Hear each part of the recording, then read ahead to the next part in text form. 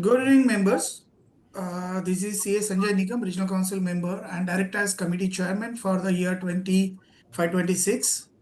I am very glad and pleased to welcome you all in this Direct Tax Study course. First of its kind, we have come out with this idea. Friends, we'll start this session, this study course of 10, it will have 10 sessions and very renowned faculties across the nation will going to guide us on the direct tax. Before starting this course officially, I'll request our technical team to run our ICI motto song.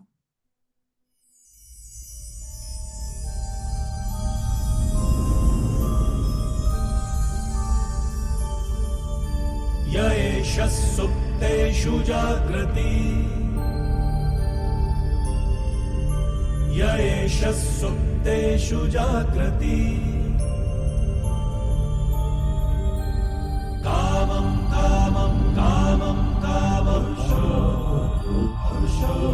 निर्विमाणः निर्विमाणः तदेव शुक्रं तद्ब्रह्मा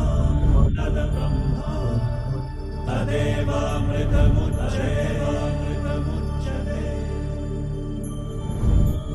तस्मिन् लोकः शतः सर्वे तदूनात्यपि कश्चन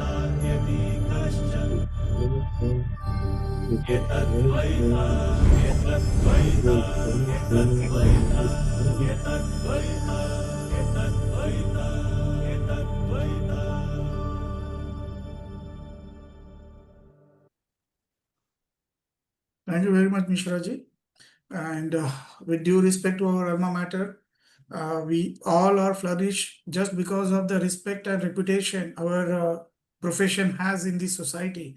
And over the period of 75 years, we have developed this. And this is happened possible only because of the trust society has on us, and also just because of the faculties and experts in our fraternity are contributing to the profession. Also, just because of the dedication and connectivity of the members and trust of the members on the institute. Friends, today we are going to start our direct tax study course. Friends, we know that DTRC was there, and DTRC this year, DTRC was very successful. 750 members after a long time, after 7-8 years, we could see the gathering of 750 members in DTRC, and that was for 4 days. And this time we had hybrid mode because number of participations was more than what our expectation was. So at last moment, we started with the hybrid mode also, and that was also a good response we got. And that clicked the idea in our mind of our chairman, the experienced and vibrant chairman of the WRC, Ketan Saya sir, that why not we start, we give the opportunity for the members located at, apart from, away from the Mumbai, who can't attend the DTRC, and that helped us and that inspired us to develop this course. And already we are conducting this course for indirect tax, and now we are doing it for the direct tax also. And let me announce it that there will be 10 sessions. On every Tuesday, we'll have a 2-hour session, and we will see how to go ahead with it and how to improve it. Here, I recognize the presence of our treasurer of the WRC, Fanil Shah sir, and also the vice chairman of WRC, Piyush Chandak sir. Friends, our chairman is also with us, but presently he is delivering one lecture at a session. So once he gets some time, because everyone is doing whatever best possible from their side, and they are traveling actually, and still they are ready to connect with the members. So once he get available, we become available, I'll invite him also to share his views. So before going with the formal operations, I'll request Treasurer of the WRC, Fanil Shah, to share his views with us. Thank you, Sanjay Bhai. Yes, you very rightly said. We are right now in Yamatmal, and Chairman Sir is just addressing the members of Yamatmal CP Study Sector. And let me first congratulate the whole Direct Text committee led by CA Sanjay Nikam sir for starting a new journey. Because आज तक हम जब भी WIRC के कुछ wonderful initiatives जिसके लिए सारे members wait करते थे, उसमें एक था that was DTRC, and I think so Sanjay bhai is starting one new journey that is of Direct Text study course. So kudos to Sanjay bhai and the whole team who is behind this particular initiative for starting this new journey for the members at large. And I'm not a man of direct text, so I'll not say more on it. But yes, I belong to AI. So I would request all the viewers who are online right now to see to it that आज जब ये session complete होता है and उसके बाद ये session upload हो जाएगा WRC के YouTube channel के ऊपर. So do make the use of one tool that is Notebook LM, which is freely available for all of us.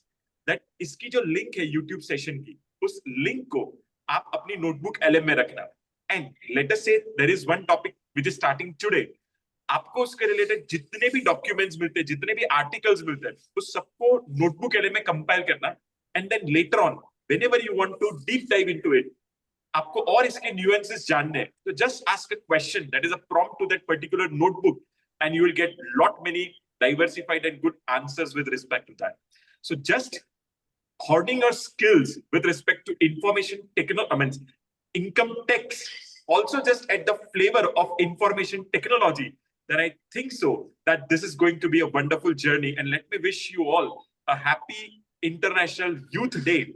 And as far as technology is concerned, right, we all are youth in that. So let's keep this journey learning, and more power and more kudos to Sanjay bhai. And we wish that you keep on bringing such more wonderful, novel initiatives for the members fraternity at large. Again, over to Sanjay bhai. Thank you. Thank you, Fenil Bhai. Fenil Bhai is the youngest member of our WIRC and handling a very responsible position of a treasurer of a WIRC. Also, we call him, we recognize him as an AI person of the WIRC. Whenever the technology is coming and we are talking about the technology, he is the right person and the first person of the council to whom we approach to. So, thank you very much for giving us idea about the Netbook LM, and definitely our members will take the benefit of it. Also, we have with us the experienced council member who is running a second term at WIRC and presently is the vice chairman of the WIRC, and his experience and energy is always beneficial for us. So I'm going back to the Piyush Chandak sir, vice chairman of WIRC. Chandak sir, please share your experience and contributions with us. Thank you very much, Sanjay bhai. First of all, a very good evening to all the members who are present virtually and the speaker and all the members over here.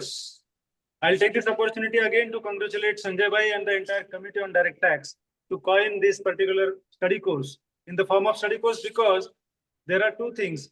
As a committee of work and life balance, I'll take this thing forward in that line. As a technology, we are joining this course virtually, and you are saving time on traveling. At the same time, you are updating the knowledge. Now, how the technology is helping us in our day-to-day practices also, every member now and then is using artificial intelligence through the form of various tools like ChatGPT or so to work upon various notices they come across, various things they want, we have to do various things, and there are various tools in AI. Now, what happens is, by using AI, we are getting some solutions to some extent to a right perspective as well. But sometimes AI is also hallucinating some and giving wrong answers as well. So now, as the profession of ethics, as the profession of having a strong foundation as an ICAI, our members carry a lot of responsibility to give outcome which are actually intended by law. So what I request all the members is, use technology to the extent best possible and use the time which is available at your previous extra time which we have to increase the capacity by way of increasing your exercises, by way of time with family, by having a good time with friends, and by connecting with more members, more faculties, and having more study courses like this. With this, I thank for the opportunity and I congratulate again to the entire team for having such a kind of a study course. Thank you. Thank you, Piyush Bhai. Your experience and contribution is always valued at the WIRC. Ever smiling and fittest person of a WIRC committee, and we are proud of you, sir. From Yavatmal also, you are trying to contribute to the object of the WIRC. Friends, we'll start this session today. Before that, I would like to narrate the activities we are conducting under the Direct Tax Committee. As I already spoken about, the DTRC was a success this year, and it is not a success for the Direct Tax Committee. It was a success for the WRC and all the 21 members of the WRC who are working hands in hands and contributing to the object of the WRC. This credit goes to everyone, and these ideas are curated by the WRC chairman Ketan Sayya sir. He is also a leader of our committee and also leader of the WRC, and having good connect with the members, and he knows the pulse of the members, and he come out with the ideas, Sanjay bhai ye karna hai, wo karna hai. And due to his insistence and support, we are able to do something for the profession. Friends, this DTSC will last for the 10 sessions for first time. Then we will analyze the experience and exposure we are giving to the members. And again, we'll try to improvise session by session. So since it is for first time, allow us to do some mistakes, and definitely we'll improve on those later on during the course of the study course. Also, I'd like to highlight here that every month, twice a month, we are conducting Samvad Vishwas Ka, that is help desk for the direct tax. Yesterday only we concluded the sixth session of that activity, and next session is on 23rd August. So twice a month we are taking that activity, whereby we are inviting the queries from on direct tax from the members across the region, Gujarat, Maharashtra, Goa, and members sitting at their own office can get the expert views and uh, guidance from the expert all over the nation. Also, we have every month we are conducting the direct tax study group meetings. Uh, Today only our beloved Ketan Sayya sir, chairman of WRC, assured me that a relearning series also will take up, and on 5th of September, we are conducting a relearning series on ITRs, new ITRs. We are going to guide the people, and that will be physical mode. Also, the brainchild of the Ketan Sayya sir, that now litigation is a prominent factor of our day-to-day practice.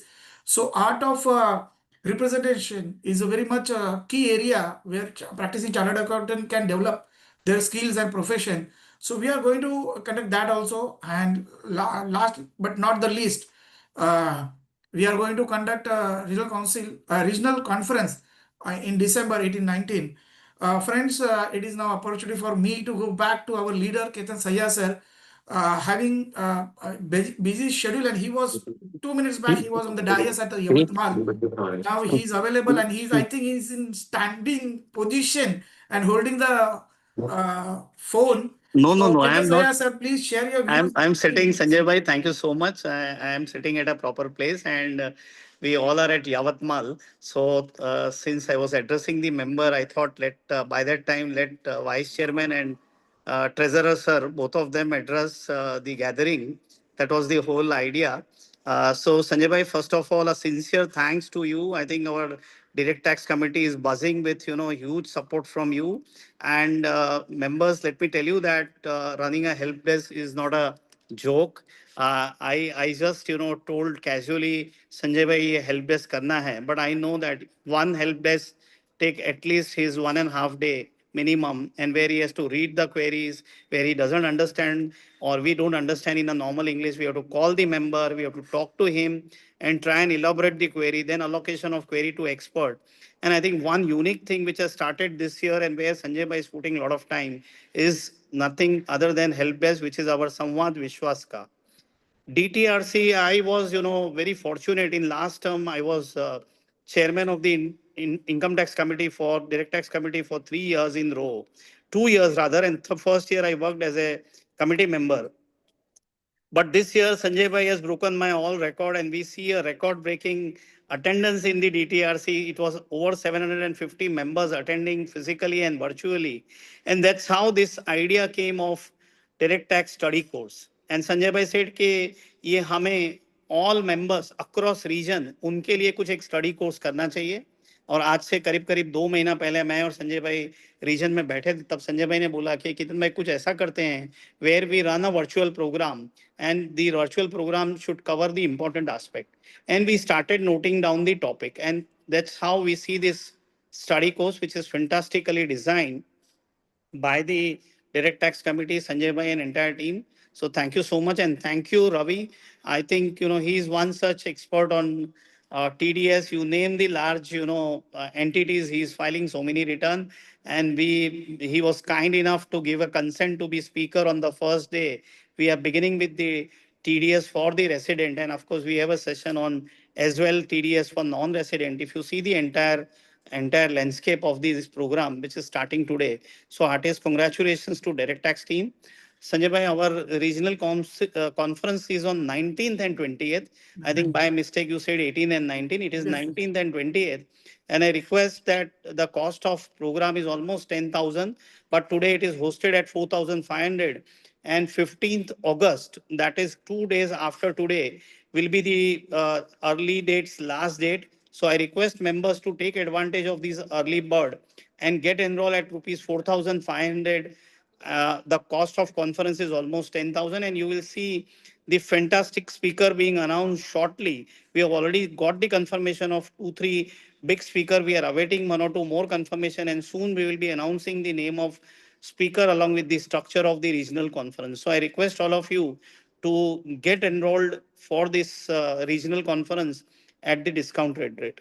Further, there are so many programs which are being organized by the regional council. I am not going into the nitty-gritties of program, but Tech Edge happening on Thursday, Wow series happening on Wednesday. The such study courses for direct tax, indirect tax are happening. Help desk for indirect tax is fixed on 14th and 20th, and 2 days for direct tax. RERA we are beginning on 19th of September, and soon you will see even RERA help desk happening every month. So I think WRC is buzzing with the activities with the support of all vibrant 21 council members. I think we are able to do whatever we achieved. Whatever we achieved was thanks to so many speakers, volunteers who have supported these 21 regional council members. So sincere thanks to all the coordinators, all the speakers on today's day for supporting WIRC. With this, I once again welcome all of you to Direct Tax Study Course, and thank you so much. Over to you, Sanjay Bhai.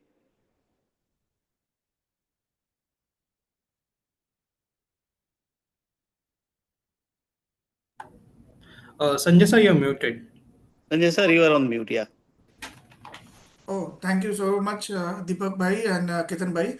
I understand, sir, you are very busy and you are traveling. Still, you try to connect with the members.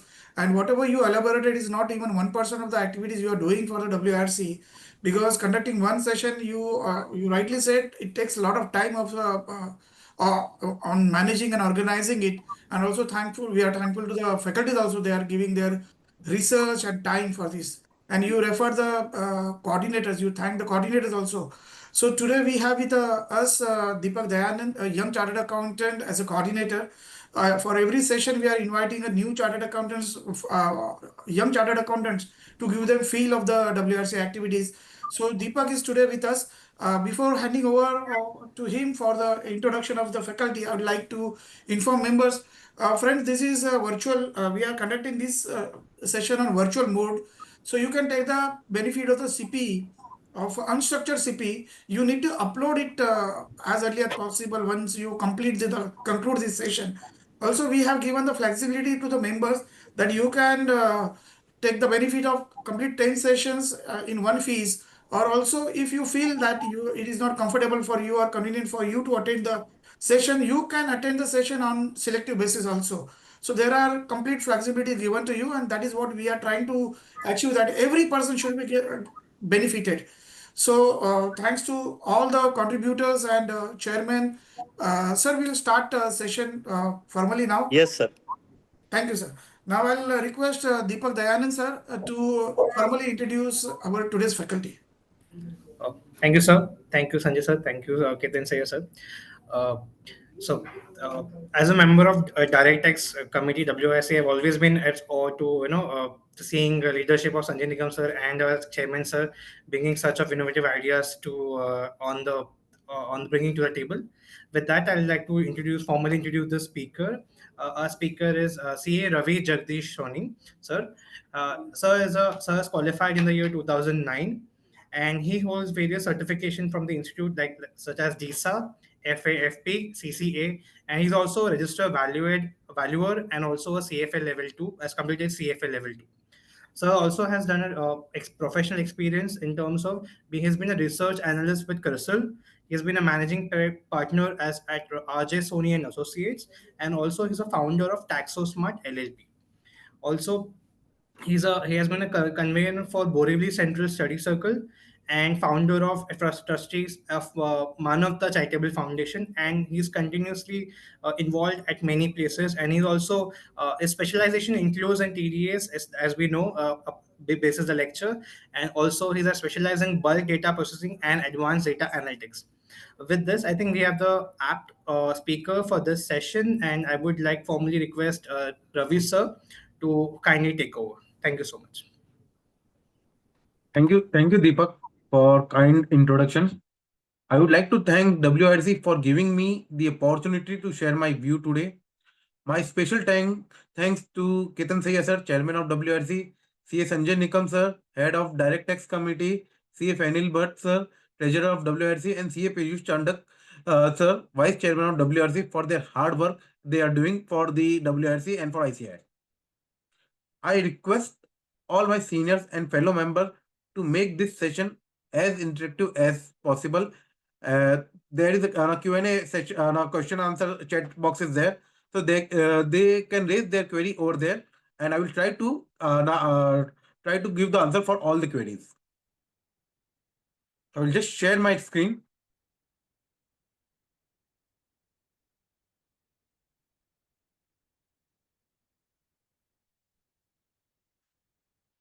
Small disclaimer. TDS. So generally TDS is a one type of an advanced tax where the main concept of the TDS was that we have to pay as you earn, or it has to collect as it's been earned.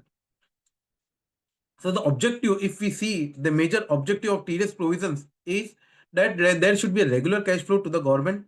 There is a widening of tax base, plug and detect the leakage of tax revenue, avoid evasion, shift of responsibility. Why I say the shift of responsibility? Because the payment of taxation is the responsibility of the taxpayer, but through TDS provision, the responsibility have shifted from the person who is earning to the person who is giving. So shift of responsibility. Now, a brief provisions. So initially, the first step to start with the TDS is that we have to apply the TAN number. So whenever there is a TDS transaction, the first step is the TAN number. This is a once in a lifetime. For every new transaction, no need to apply a TAN number. Once in a lifetime, you have to apply the TAN number. Then, on a daily basis, we have to check as per Chapter 17 whether the TDS provisions are applicable. And if the TDS provisions are applicable, we have to deduct the TDS section from section 192 to 196, which we will see in our recent slide. Once the TDS is deducted on a daily basis, then on a monthly basis, we have to deposit whatever TDS which we have deducted in order to the government account on the time basis. So daily basis deduction should be done. On a monthly basis, deposit has to be done. After depositing, it is required. It is the duty for us to declare to the government, that is to file a TDS quarterly TDS return. Declaring means we have to give a statement saying that for this much panhold or deductee, we have deducted the TDS. Unless until you don't declare, the government will not come to know for whom you have deducted the TDS. After declaring, the next major step is to issue a TDS certificate.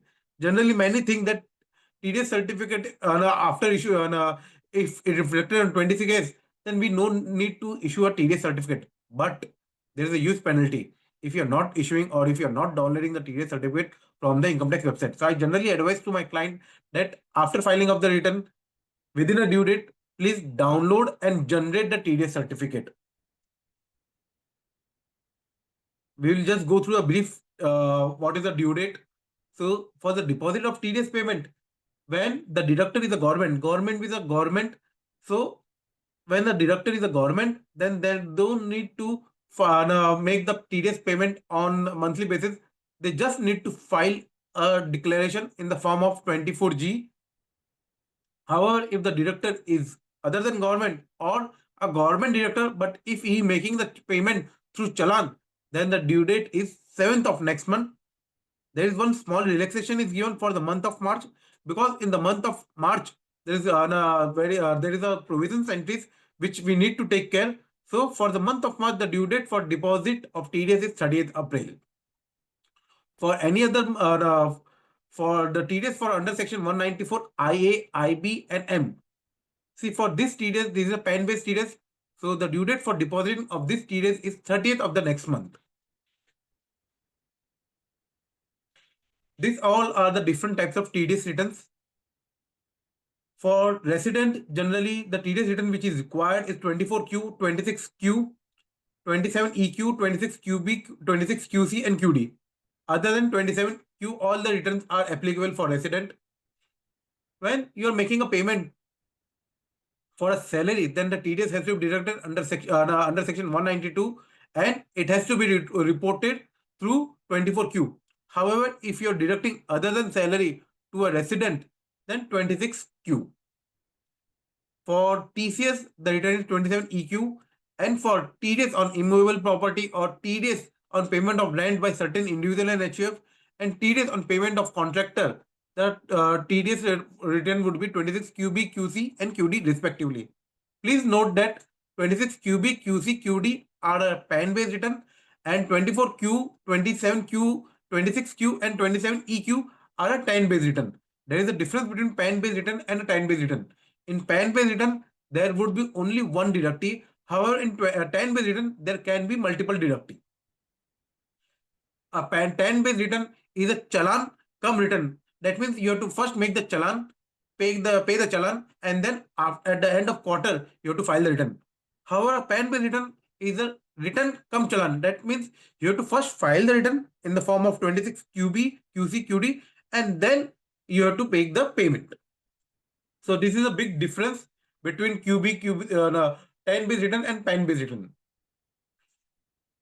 Due dates for filing of the various statement. Form 15G, 15H for TCS return, for TDS return, downloading a form 16A. This is also very important that I've told you that for TDS return also certificate also there is a due date. If you are not downloading it on time, then there is rupees 100 rupees per day penalty is there.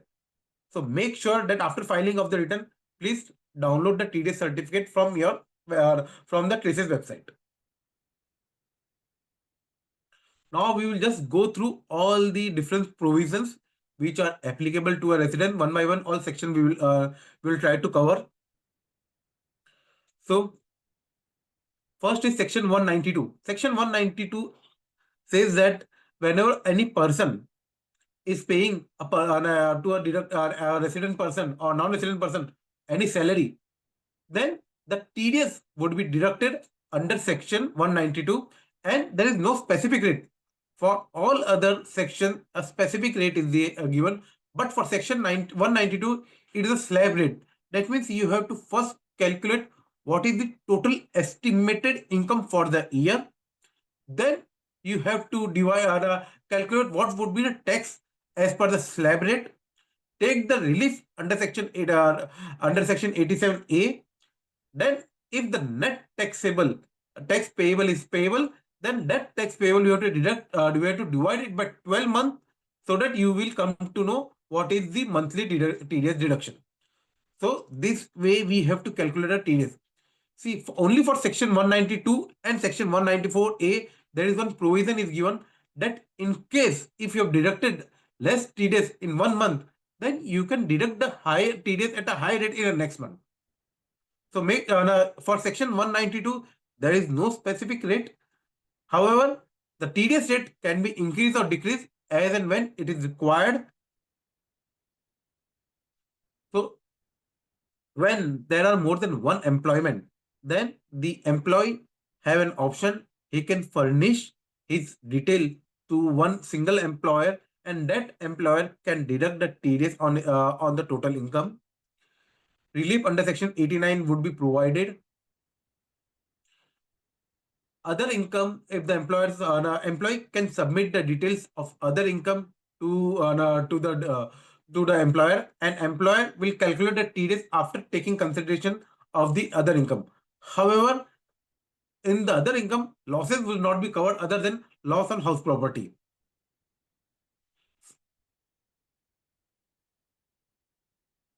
So the obligation for salary first is that the employer must provide a statement in the form of 12AA to the employee detailing the perquisite, its value, and what is its TDS. Then employer must also obtain the evidence or proof prescribed in the form 12A, which the employees take as a deduction. Any adjustment, that is any excess or deficiency of the TDS, he can adjust in the near month or any future month. Generally, we have seen that the employer take the declaration in the start of the month, and declaration for the or what all deduction they want to claim, he takes in the start of the month, and then at the end of the year or in the month of December or January, they takes the proof, and on the basis of the proof they recalculate the taxes, and then on the month of January, February, March, they revise their TDS calculation. So in this way, the employer deduct the TDS. So one more important thing over here is that for Section 192, the TDS has to be deducted as when the salary is paid. So the employer, if he is making the payment, if he is making the payment, then only TDS is required to be deducted. However, in many cases, after whether the employee is making the payment or not, on the credit basis also, or on the booking of the salary also, they are doing it. But in general, the TDS on salary is required to be deducted only on the basis of payment. TDS on dividend, Section 194. 4 years back, if we ask what is the importance of Section 194, so at that time it was not that important, because there was dividend distribution tax. However, from Finance Act 2020, this dividend distribution tax was abolished. So once the dividend distribution tax was abolished, Section 194 comes to play. So when the TDS is deducted, when the dividend is made other than cash, and the dividend amount is more than 10,000 rupees. However, if the dividend is made by cash, then this threshold limit would not be effective. So if the aggregate dividend amount is more than 10,000, and this aggregate dividend, this threshold benefit is only available to individual. If the dividend is paid other than individual, that is for HUF, firm, company, then this threshold benefit of 10,000 is not applicable. There are specific exemptions are there, like life. If the dividend is paid to LIC, life insurance company, no TDS is required to be deducted. Any general insurance company, any AF category 1 or 2, or mutual fund company. So there, the TDS on dividend is not required to be deducted. Rest in all other cases, the TDS is required to be deducted at a rate of 10%. Over here, it is important to note that the dividend is paid when the dividend is paid to the resident, then only this provision is applicable. However, if the dividend is paid to a non-resident, then Section 195 comes to play, and the TDS rate would be 20% plus surcharge plus education cess, depending upon the threshold their surcharge limit. So important thing over here is that dividend paid to only to the individual, the threshold benefit is available. Other than individual, no benefit, threshold benefit is available. If the company is paying rupees 1 also as a dividend, then also they are required to deduct 10 paisa as a TDS. I will cover all the important sections, not all sections related to the TDS for the resident. So second important section is TDS on interest other than interest on security, Section 194A. This section is the most important section in the TDS. Almost all who are making the FDs or having a recurring deposit in the bank have in the bank, this section applies.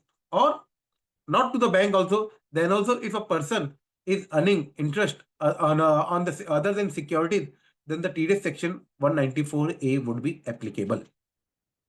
So over here, the section says that if any person paying any person other than individual or HF. Over here, individual or HF means the individual or HF whose threshold limit of 1 crore or 50 lakh has not been exceeded. So any person liable to make the payment to a resident, then at the time of payment or credit, whichever is earlier.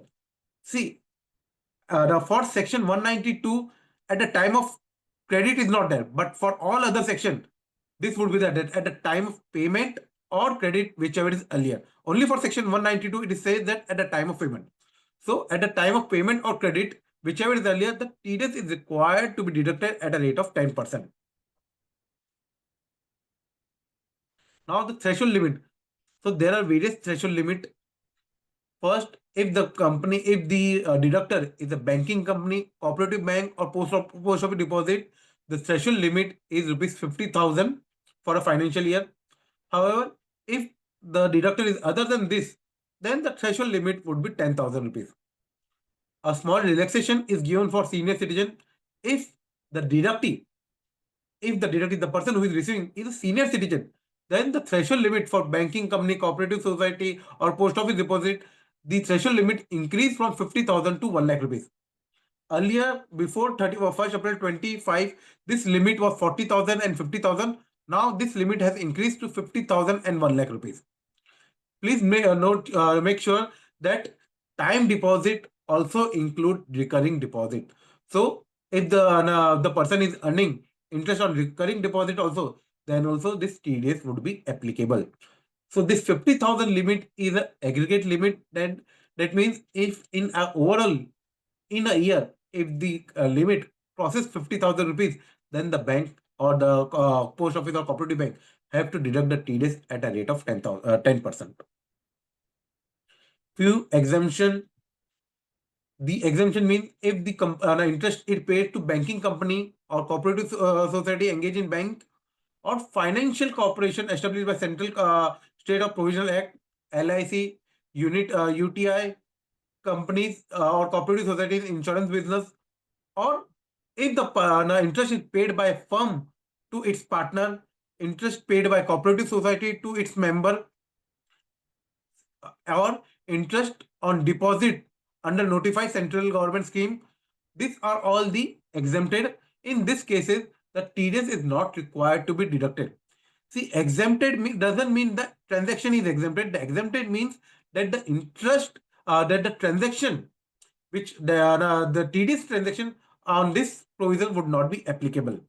Now over here, this important thing is that interest paid by cooperative society to its member, there is one amendment was came that for a cooperative society, if the cooperative society, the gross turnover exceeds 50 lakh rupees, then in the immediate preceding financial year, then this TDS exemption would not be applicable and he is required to deduct the TDS as soon as the threshold limit is been crossed. So one of the major important section is 194A. Simple is interest is paid by 50,000 or 1 lakh or 10,000. TDS directly deductible at a rate of 10%. TDS on lottery and game winning. Over here, it will not include the winning from online game because the online game is from 1st April 2023 onwards. It is covered in separate section, that is section 194BA. So any person responsible for paying income by way of winning from lottery, crossword, card given, then he is required to deduct the TDS at a rate of 30% if the amount is more than 10,000 rupees. See, before 1st April 2025, this threshold limit was a yearly limit. That means if the accumulated transaction is if was more than 10,000 rupees, then the TDS was required to be deducted. But now from 1st April 2025 onwards, this amendment was there. Now this amendment said that this limit we have to check on a transaction wise basis. So every single transaction, if the amount is more than 10,000 rupees, then only the TDS would be applicable. Now, TDS on online game winning.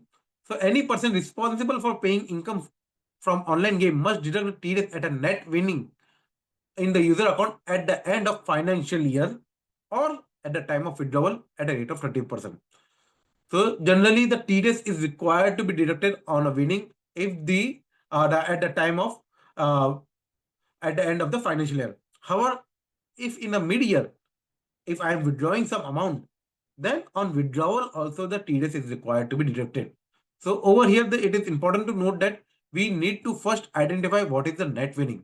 Net winning means that whatever amount you have paid to take the part in the game, that amount has to be deducted, and the net would be the amount of your winning amount. So tax must be deducted on the remaining net winning in the first. We have to deduct on the mid-year withdrawal. If there is a mid-year withdrawal, then the TDS will be deducted on mid-year. However, if there is no mid-year withdrawal or at the end of year, there is some more remaining balance is there. Then at the end of the year, we need to deduct the TDS on the balance winning.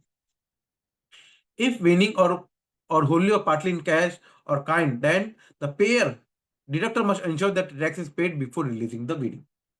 Sometime like Dream 11 may announce that if you win, you will get a car. So before releasing this car, the Dream 11 make sure that the amount of tax has been deducted. Generally, these types of companies, they will collect the amount or tax amount from the deductor. Then they pay from the deductee, they pay it to the authority, and then they release the cash or then they release the amount, or then they release the gave the car's keys to them. TDS on horse race winning, section 194 BB simply says that the TDS would be at a rate of 30% if the single transaction amount would be 10,000 rupees. Second important section after 194A, I would say that it is a 194C. Any person responsible for paying a resident a contract for carrying work must deduct the tax at the time of credit or payment, whichever is earlier. See, in all the cases, we have seen that it will come either at the time of payment or credit, whichever is earlier. So the TDS rate, if the deductee is individual or HUF, then it is the 1%. However, if the deductee is other than individual or HUF, then the TDS rate would be 2%. The important thing over here is when the material value is shown in the invoice, then TDS on invoice value exclude material value, that is the material value is shown separately in the invoice, then TDS should not be deducted on the material value. However, if in the invoice the material value is not shown separately, a combined invoice is given, then the TDS is to be deducted on the whole amount.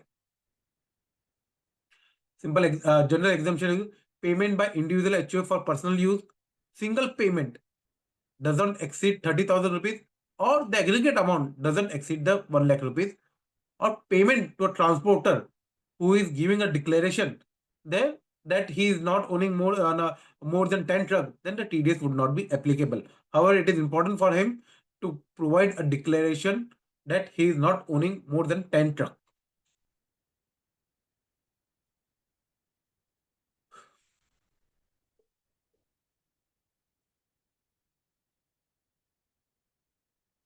So generally, the work under section 194C includes advertising, that is marketing, promotion, publicity, food catering, broadcasting, manufacturing. If the manufacturing is as per our requirement or customized manufacturing is there, then or transportation.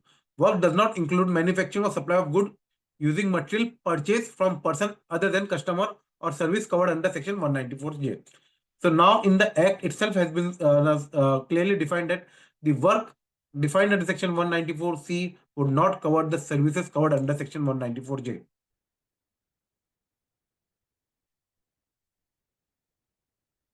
TDS on insurance commission.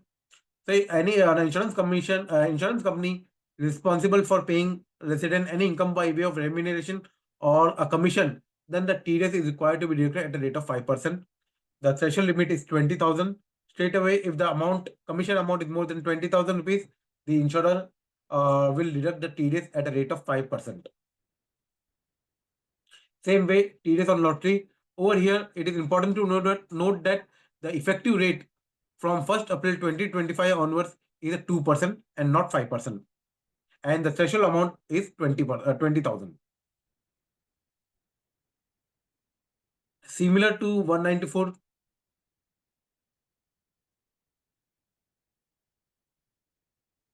TDS on section 194H is the TDS on commission other than mentioned in above two section.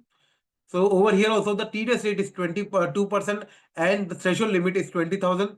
No deduction is required. A specific exemption is given. No deduction is required on a commission payable by BSNL or MTNL to their public call officer franchisee. So what is the commission? So commission include any payment received or receivable directly or indirectly for services rendered in course of buying or selling or transaction relating to asset, value articles or things not being securities. However, it will not include professional services that is rendered for legal, medical, engineer, architect or interior decoration or other than notified. TDS on life insurance policy payment. This is generally whenever we receive any insurance premium or any payment from the life insurance company, we generally assume that these would be exempted and there would not be any TDS issue. However, however, it is specifically mentioned that the amount which or the only the amount which is exempted under section 1010D, that only is exempted.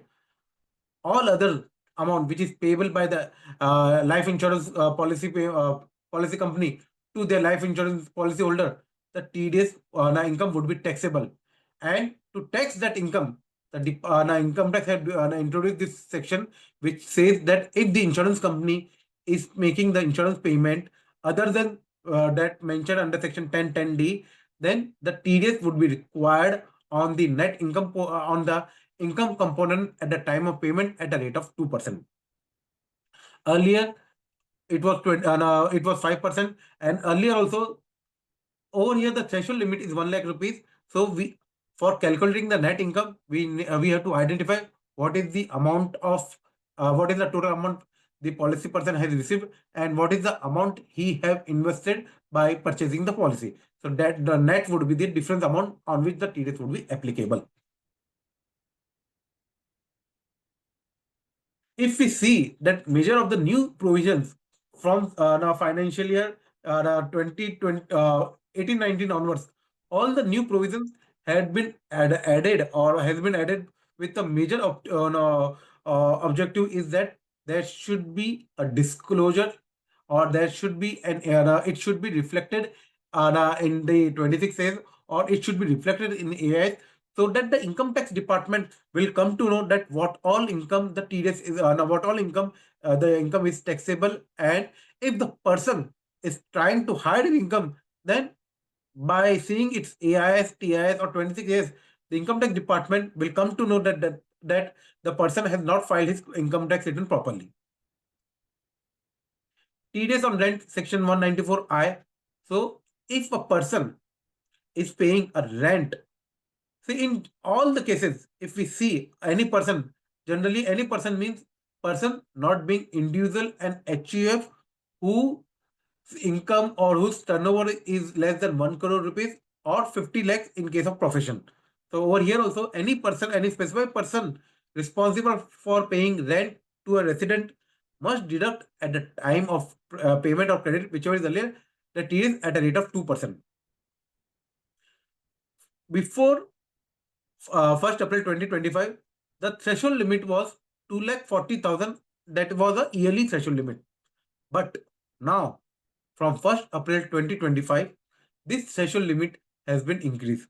Now, the threshold limit we have to check on a month-wise basis. So, if a rent paid for a particular month or a part of the month, if it is more than 50,000 rupees, then only this TDS provision would be applicable. So, we have to check necessarily. We have to identify whether the rent for a particular month is more than 50,000 or not. Now, many person have raised a query that, sir, what will happen if we are making a quarterly TDS payment, quarterly rent payment, that for the month of July, April, May, June, though the rent for a particular month is 25,000, but but the person is making the payment on a quarterly basis, that is rupees 75,000. So in the month of June, he is making the payment for April, May, June, 75,000. So whether the TDS would be applicable or not.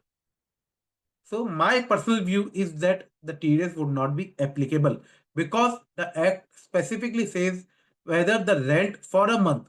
So if we see or if we calculate that though the rent paid in the month of June is 75,000, but for a particular month, that is for April, for May, and for June, it doesn't exceed 50,000 rupees. So since it doesn't exceed for 50,000 rupees for a particular month, the TDS is not applicable, though the combined amount which is paid is more than 50,000 rupees. So it is necessary for us to identify whether the rent for a particular month is exceeded or not. Now it may happen that for first 6 months the rent was 30,000 or 40,000, and then for next 6 months the rent was 51,000. So as soon as it crosses 50,000, then for that particular 6 month only the TDS has to be deducted on on that month only, for that 6 month only. Generally, if we see all other provisions, as soon as the threshold limit has been crossed, then the TDS on the entire portion is to be deducted. However, in the case of rent, if it crosses for a particular month, then for particular month on full amount TDS will be deducted. In the past or in the future, if the rent is less than 50,000, then that TDS is not required to be deducted. So this was a new amendment from 1st April 2025.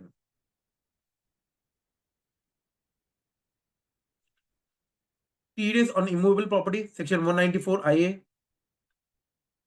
If a person is purchasing an immovable property other than agricultural land, then he may deduct the TDS at a rate of 1%.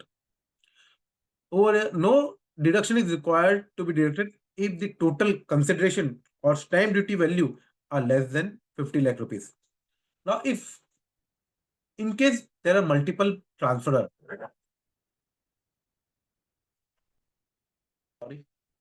there are multiple transferer, that means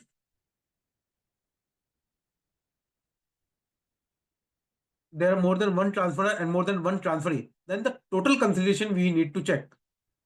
This was the clarification which was provided by the in the Finance Act 24, that if the total consideration is more than 50,000 rupees, though the particular share of one transferee or one transfer is less than 50 lakh also, then also the TDS would be applicable. One more important thing is that the TDS at a rate of 1% is to be deducted either on the consideration or on the stamp duty value, whichever is higher. If the stamp duty value is high, then TDS has to be deducted on the stamp duty. If the consideration is higher, then the TDS has to be deducted on the consideration. The important thing over here is that if the seller is a resident, then only section 194 IA is applicable. However, if the seller is non-resident, then section 195 comes to play and the TDS would be deducted as per section 195. So we are just going to discuss about resident. So for TDS, whatever the TDS deducted under section 194I, it would be a PAN-based return, that is 26 QB, and the return has to be filed within 30 days at the end of the month in which the transaction is over. Now, many people ask, sir, what would be the TDS if there is if the payment term is on a particular condition basis? That means the payment for first slab the payment is 2 lakh rupees. Second slab, on the basis of the completion mechanism, the amount has to be paid. So when the TDS is required to be deducted and on what value? Because the section says that either payment or credit, whichever is earlier. So over here, my personal view is that the credit means that when the person is liable to make the payment. So if the payment is on a condition basis or if the payment in the agreement itself, it has been mentioned that the payment would be made after 6 months or after 7 months, then the TDS liability or the payment liability will only be will only arise when that particular condition is fulfilled. That means after 3 months, then the after 3 months only the payment liability get accrued or get hits. Same way, if the payment is based on the on the completion basis, that is first floor, second floor, then as on when the slab is completed, the TDS or the payment triggered. So as soon as the completion has been triggered, the TDS is required on the basis of debt completion basis only. So if you are making the payment in multiple transaction, then the TDS has to be done on a multiple transaction basis. However, my personal advice is that the TDS is to be deducted on a single on a complete transaction on a single transaction only. It is advisable in order to avoid various compliances provision. It is not compulsory, but it's my personal advice. TDS on rent by individual NHF. Over here, individual NHF means an individual or HF whose income turnover is less than 1 crore rupees or 50 lakh if the profession. So if the income, if the rent paid is more than 50,000 rupees, then the TDS has to be deducted at a rate of 2%. Oh, now the important thing is when the TDS is required to be deducted. So the act says that the TDS is required to be deducted at the time of rent for the last month of the previous year or the tenancy. That means in the financial year, if the tenancy is continued, then the TDS is required to be deducted in the month of March. However, in between, if the tenancy is discontinued, then when the when the rent is discontinued or when the tenancy is discontinued, then in next month the TDS liability accrues. The rate which is reduced from 5% to 2%. This is also very important. We have seen that many that in the for the financial year 24-25 for the financial year 24-25, the effective rate till 1st October till 30th September was 5%. However, the rate after 1st October it was 2%. Now many people, what they have done that at the time of TDS deduction in the month of March, they have shown, they have deducted the TDS.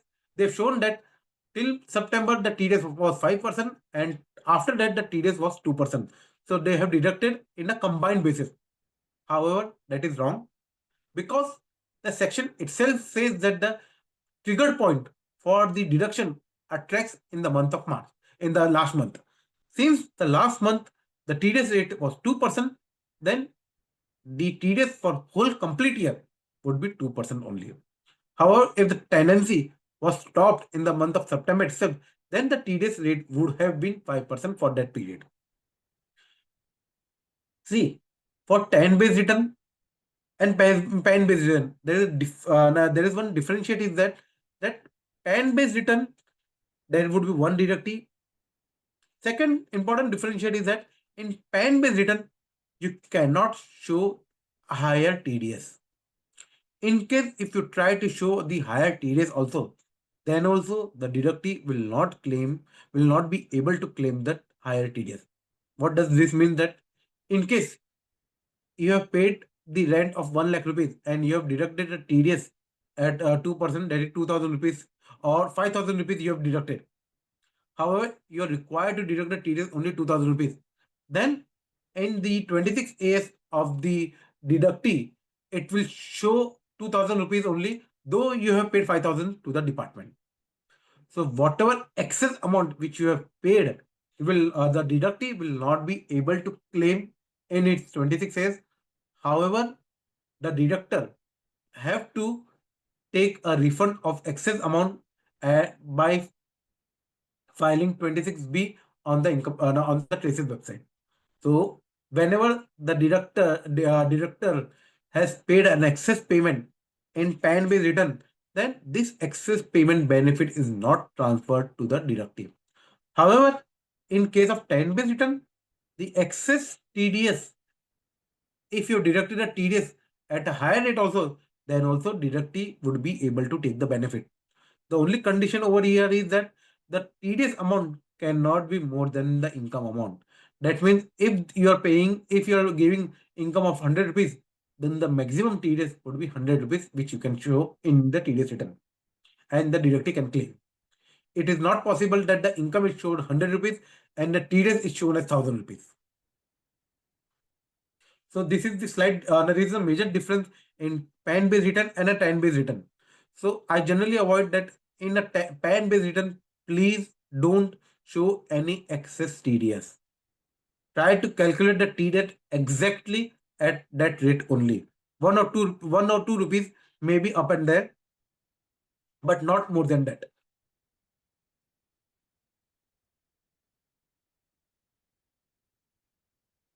TDS on joint development agreement. So any person responsible for paying consideration under joint development agreement, then they have to deduct the TDS at a rate of 10%. Joint development agreement means whatever the redevelopment is going on. In that case also, we have seen that whenever the the companies or the developers make the payment to the landlord, then many person are of the views that it is covered under section 194 IC, and so the TDS would be deductible under section at a rate of 10% under section 194 IC. TDS on professional or technical services. This is the major issues, or I will say major confusion is there in this section only. The first confusion earlier, I will say before 5 years back, there was only one single rate, that is 10%. Then they have come up with new section or new rate, that is 2% for call center. But now they have come up that for technical services or the film royalty, the TDS rate would be 2%. Other than that cases, that is professional or other royalties, the TDS rate would be 10%.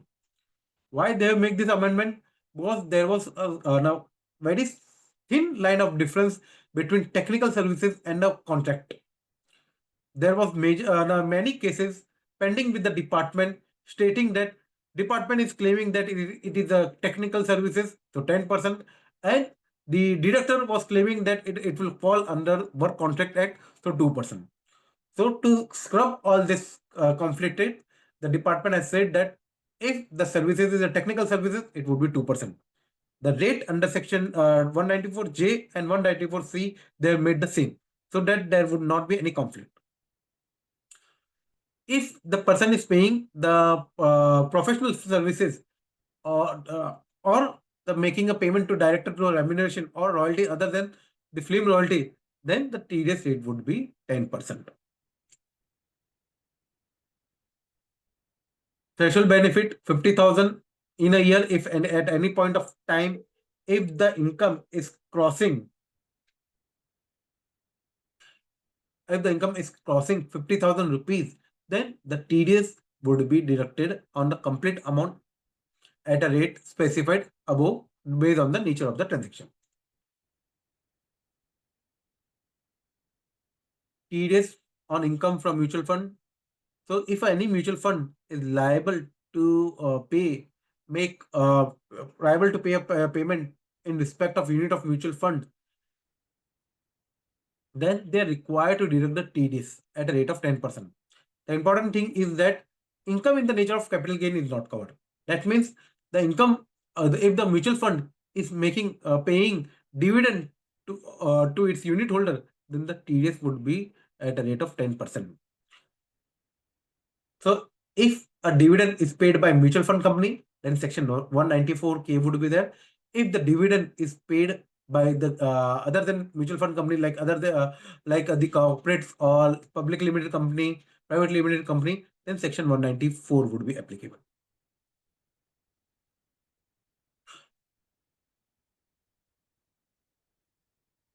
See, though the rate under section 194K and 194 are same, however, the difference is that the 10,000 limit For 194, the 10,000 limit threshold limit is only applicable to individual. However, for 194K, 10,000 limit is applicable for everyone. Everyone means all the individual other than companies.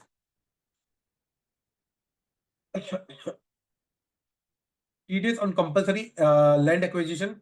If at any point of time, if the government is acquiring any land, compulsorily acquiring any land, then they will be deducting the TDS at a rate of 10% at the time of payment. However, the threshold limit for this transaction is 5 lakh rupees.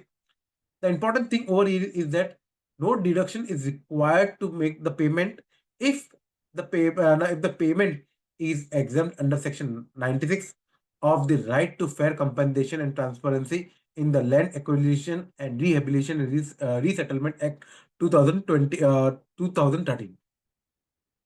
So this RFCTL Act says that if the payment is paid as per section 1 as per section 96, that means if the payment is paid by the state government, central government, as per any provisions or as per the any act or any other provision formed by that government, then then it would be covered under section 1 under section 96 of that act, and then that payment would be exempted. So if we have seen that, like we can give the example of Mumbai Metro.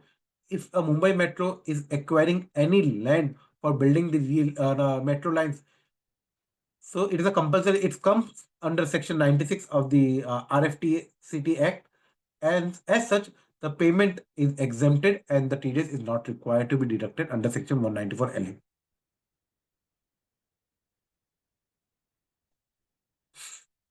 Section 194 M. TDS by individual or HUF. Over here, the individual and HUF means the individual or HUF whose turnover is less than or aggregate amount is less than 1 crore rupees, or this professional fees is less than 50 lakh rupees. That means individual and HUF not covered by section 194 CE at J. So they will deduct the TDS at a rate of 2% if they're making the payment to a resident for any work contract, for any commission brokerage, or for any professional services, if the total amount paid is more than 50 lakh rupees. So if any year, if the total amount payable is more than 50 lakh rupees for any work contract or commission or professional services, then the TDS is more than 50 lakh rupees, then the TDS is required to be deducted at a rate of 2%.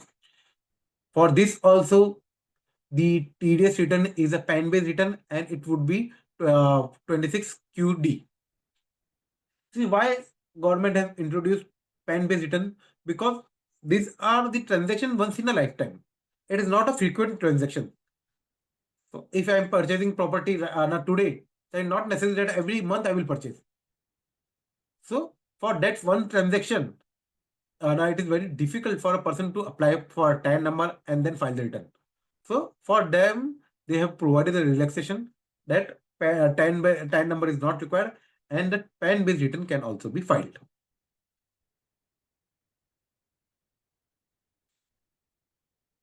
TDS on cash withdrawal, section 194N. This is applicable only to banking company or bank or any companies which is registered with the Banking Act under the Banking Regulation Act. Though it may be scheduled commercial bank or cooperative bank or post office. So the standard limit is that if the amount cash withdrawal is more than 1 crore rupees, the TDS rate would be 2%. However, if the deductee is a non-filer over here means the person has not filed his income tax return in last 3 years, then the TDS rate would be 2% if the amount exceeds 20 lakh rupees but does not exceed 1 crore rupees. And if it is exceed 1 crore rupees, the TDS rate would be 5%. So it is important to note that the person has not filed all the 3 returns in last preceding 3 years. If he has filed the return in any 1 year also, then also this provision would not be applicable. So for them, the standard rate would be there. Only for a non-filer, because generally if a person is non-filer, then he will not be required to withdraw 20 lakh rupees in a year. Non-filer would be either small farmer or senior citizen, that type person. However, if he's withdrawing the amount more than 20 lakh rupees, then TDS would be 2%. If it is withdrawing more than 1 crore rupees, then a penal rate that is 5% TDS would be applicable. This limit of 1 crore, they have given one relaxation to cooperative society. To cooperative society, like cooperative society for the grains, for the farmer, the threshold limit has increased from 1 crore to 3 crore rupees. If they are withdrawing the amount more than 3 crore rupees, then the TDS would be applicable. The amount on which it would be applicable, it would be applicable only on the amount which is exceeding. In earlier section, we have seen that as soon as the amount exceeded threshold limit, then on total amount the TDS has been deducted. However, for TDS on cash withdrawal, only on the amount which has been exceeded, on that amount only the TDS would be applicable. So if I'm withdrawing 1 crore 10 lakh rupees, then the 2% TDS would be applicable on 10 lakh rupees if I am a regular filer. If I am not a regular filer, then from 20 lakh to 1 crore rupees at a rate of 2%, and from 1 crore rupees, another TDS rate would be 5%.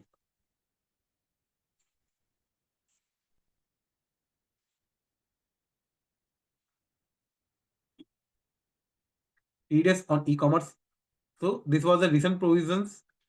See, if we see 194 and 194O, 194Q, 194R, 194, all the new recent transactions, the main objective of the government is that it should come in flow. It should be the come to the government that this transaction has been happened. So e-commerce operator is a operator who facilitate the sale of goods or services by e-commerce, and they have to deduct the TDS at a rate of 0.1% on the gross amount of the sale at the time of payment or credit, whichever is earlier. So it applies to all sales facilities through digital platform. So if I'm selling any product from my own website, then this would not be applicable. However, if I'm selling this product through other person's website like Amazon, Flipkart, then Amazon, Flipkart would be required to deduct the TDS on that transaction. So important thing over here is this through digital platform that is owned by other person. Because if I'm selling on my own website, then I will not require to deduct my own TDS amount. Transaction subject to TDS under this sections are not subject to TDS under any other section except the advertisement or hosting or any other sections where the specific section is given. See, it is a general law that whenever any specific section is there, then the TDS has to be deducted under that specific section. If there is a TDS is required to be deducted, but it is an overall section, it is not a specified, then overall section would be given a second preference. TDS for specified senior citizen, section 194P. This is a welcome step because if for a senior citizen who is having only pension income and having interest income for only only that bank, that means he is receiving a pension income. For example, I'm saying he is receiving a pension income from IDBI bank, and his only interest income is from that same bank only, and he give a declaration to that bank in stating that I am having only pension income and interest income of the same bank only, then the IDBI bank would deduct the TDS or under section 194P on that interest income. So what section 194P says that the TDS would be deducted on a slab-wise basis. That means if the total income crosses the threshold limit or the basic exemption limit, and after giving the exemption or relaxation of 87A rebate, the tax would be calculated accordingly, and then the TDS would be deducted. So this section is only applicable for senior citizen. For senior citizen whose age is more than 75 years, who's having only two type of income. One is pension income and interest income also from that same bank only. And he furnish a declaration in a prescribed form to the bank. The prescribed form is 12 AAB then the bank is required to deduct the TDS on a slab rate basis. The other benefit to the senior citizen is that if the senior citizen covered under this section, then he is not required to file his income tax return. So this benefit is given to senior citizen that if the TDS is deducted under section 194P, then he is not required to file his income tax return separately. TDS on purchase of goods, section 194Q. So a person responsible for paying for purchase of goods exceed rupees 50 lakh rupees in a year, then the TDS at a rate of 1% on the amount exceeding 50 lakh rupees would be deducted. So over here, the payment TDS would be deducted at the time of payment of credit, whichever is earlier. So the buyer is a person whose turnover was more than 10 crore rupees in the immediate preceding financial year. So if there is a new buyer who has started a new business, then for that particular year, TDS is not required to be deducted under section 194Q. However, if in that particular year he has crossed 10 crore rupees, then the TDS provision under section 194Q would be applicable from next financial year only, not in the same year. Though in the same year he have done the turnover of more than 50 crore or 100 crore rupees also, but a new person is not required to deduct in the same or in the first year. Now, if the transaction is covered under any other provisions, then TDS under section 194Q would not be applicable. Transactions on which TCS under section 206C is collected, then also TDS is not required to be deducted. Now, from first financial year, from 1st April 2025 onwards, TCS on the sale of goods has been removed. However, the transactions or the TCS on the sale of high value goods like motor vehicle or some specified transactions are there. If the TCS is collected on that transaction, then TDS under section 194Q would not be applicable. So 194Q would be applicable only on the amount exceeding 50 lakh rupees, not on the threshold or not on the complete amount. 194I, TDS on business perquisite. Any person providing a benefit or perquisite, whether convertible into money or not, arising from business or profession to resident, must ensure that the tax is deducted at a rate of 10% before providing such benefit. So the key point over here is that the first is the transaction would be in the due course of business or profession. Second, if the transaction is paid to where there is an employer-employee relationship is there, then the TDS under section 194R would not be applicable. The TDS would be applicable under section 192 based on the perquisite value.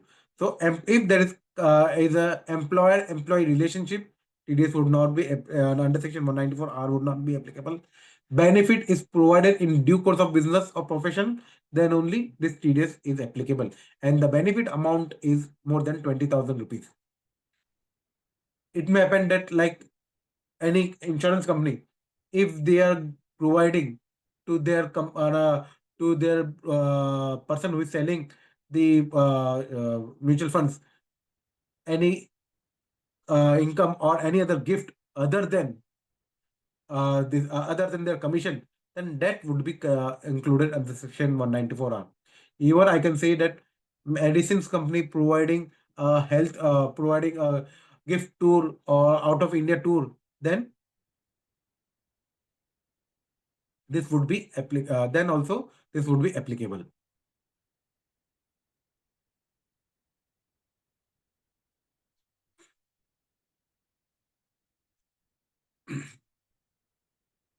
So the thing over here is to be that the TDS on if the person is paying any perquisites or any benefit or perquisite has not been defined under this section. However, we will take the reference from the benefit of perquisite which has been given under section 37 of Income Tax Act.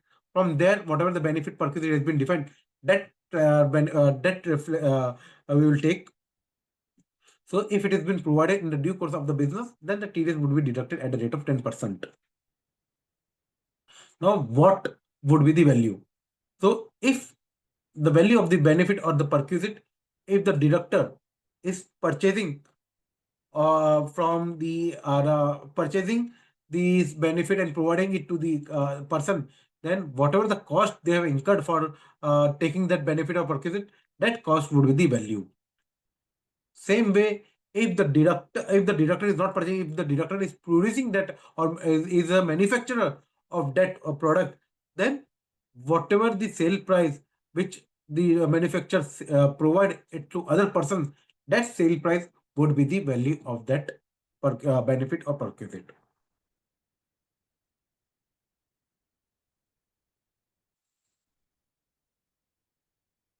TDS on virtual digital asset transfer. Virtual digital asset transfer, generally virtual digital asset is Bitcoin. So if the person is purchasing any Bitcoin, then the TDS would be deducted at the time of payment or credit, whichever is the rate, at a rate of 1%. So if the consideration is not, if the consideration is not in cash or partly in cash or partly in kind, which is not sufficient, then the tax must be deducted, must be paid before releasing that consideration. No TDS is required to be deducted if the transaction amount is less than 50,000 rupees in a financial year for a specified person and 10,000 rupees in a financial year for other than the specified person. Specified person means other than individual and HUF. Priority over section 194O. 194O means the person, this e-commerce. We have seen nowadays there are many like NSE, BSE, there are many trade center or where these bitcoins are listed. So if the Bitcoin is listed, traded through debt, then the TDS is to be there under section 194S, not under section 194O. So the priority is to be given for section 194S, not for section 194O. This is the new section which is been effective from 1st April 2025. So any firm responsible for paying salary, remuneration, commission or interest to a partner must deduct the TDS at a rate of 10% at the time of credit payment, whichever is earlier.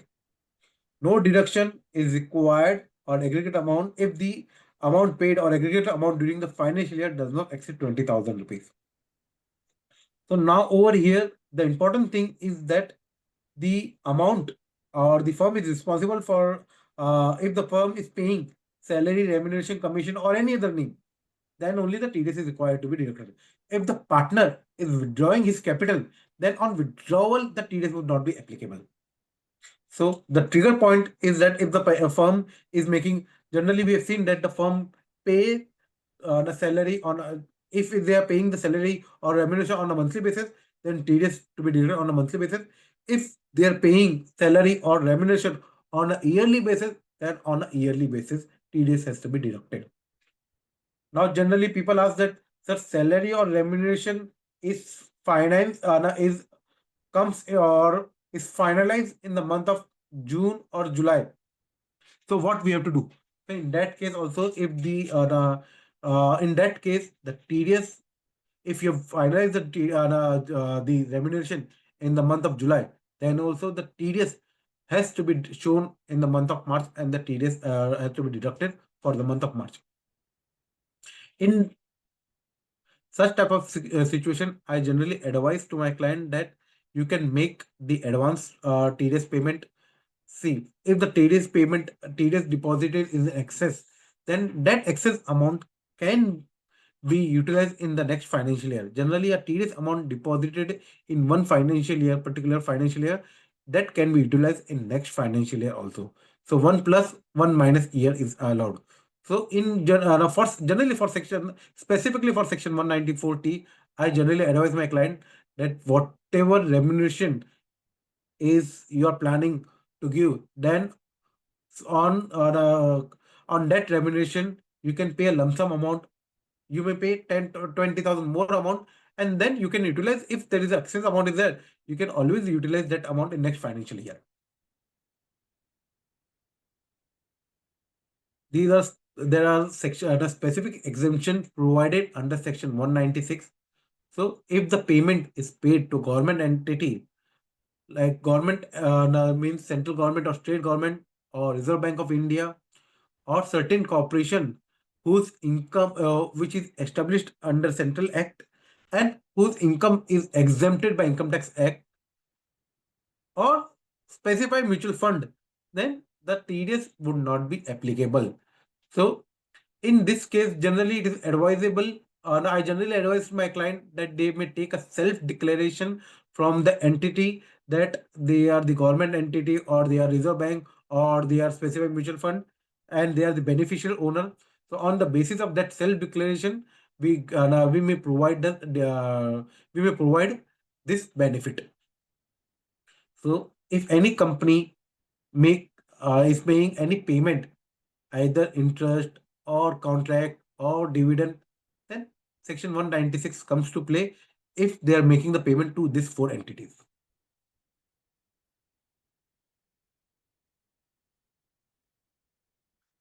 TCS TCS is a tax collateral source, and as per section 206 C, TCS is applicable on sale of specified goods like alcohol, timber, scrap, or a high value motor vehicle which is exceeding, currently it is a motor vehicle which is exceeding 10 lakh rupees,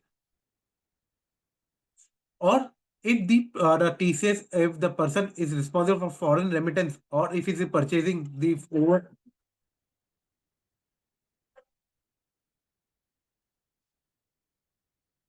purchasing overseas tour packages, then the TCS would be applicable. So there is a different rate, rate percentage there.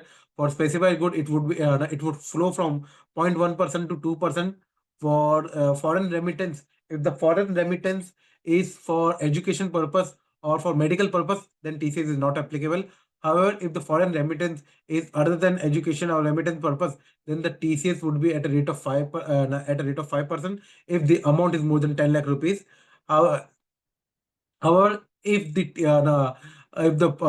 foreign remittance is for tour overseas tour package, then from from 0 to 10 lakh rupees, the TCS would be 5%, and if the amount is more than 10 lakh rupees, the TCS would be at a rate of 20%. Generally, the compliance of TCS will start from the deposit that collected or deducted tax with the government within the prescribed time, file TCS or TDS return, issue TCS certificate to buyer, or maintain a proper record. Now, what are the TDS penalties? So these are the basic penalties.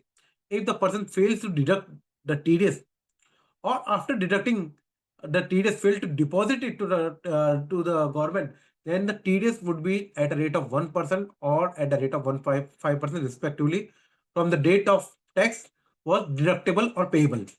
So if, for example, if the TDS due date is 7th April, or 7th March, and if you have deposited that amount on 8th March, then the TDS would be applicable for 2 months. Why 2 months?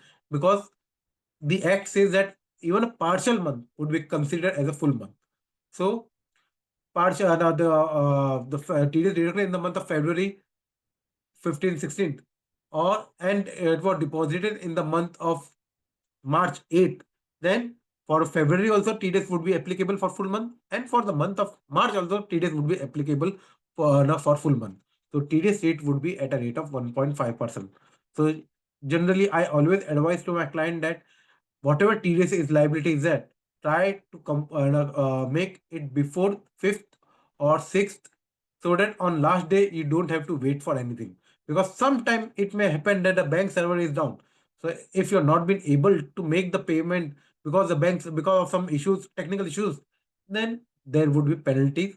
A higher penalty, that is a penalty would be at a rate of you have to make the payment, or you have to make the interest payment for 2 months.